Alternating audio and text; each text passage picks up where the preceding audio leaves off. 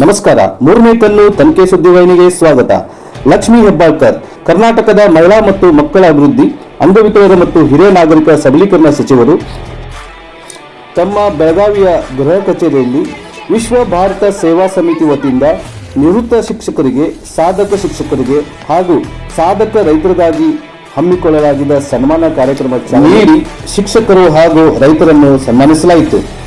ಶಿಕ್ಷಕರು, ರೈತರು ಮತ್ತು ಸೈನಿಕರು ನಿಜವಾದ ಅರ್ಥದಲ್ಲಿ ತ್ಯಾಗದ ಮೂಲಕ ರಾಷ್ಟ್ರ ಕಟ್ಟುವವರು, ರಕ್ಷಿಸುವವರು. ಇಂದು ಇಲ್ಲಿ ಸಾಧಕರ, ಶಿಕ್ಷಕರು ಮತ್ತು ರೈತರನ್ನು ಸನ್ಮಾನಿಸಲಾಗುತ್ತಿರುವುದು ಅತ್ಯಂತ ಹೆಮ್ಮೆಯ ಕ್ಷಣ ಕಂಡುಬಂದಿತು.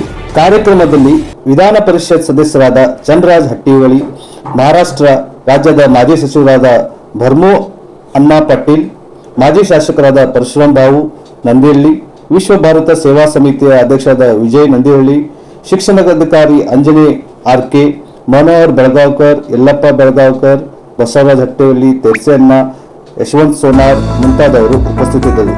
ಇದು ನಮ್ಮ ನಿಮ್ಮೆಲ್ಲರ ಸುದ್ದಿ, ಮೂರನೇ ಕಲ್ಲು ತನಿಖೆ ಸುದ್ದಿ. ಧನ್ಯವಾದಗಳು.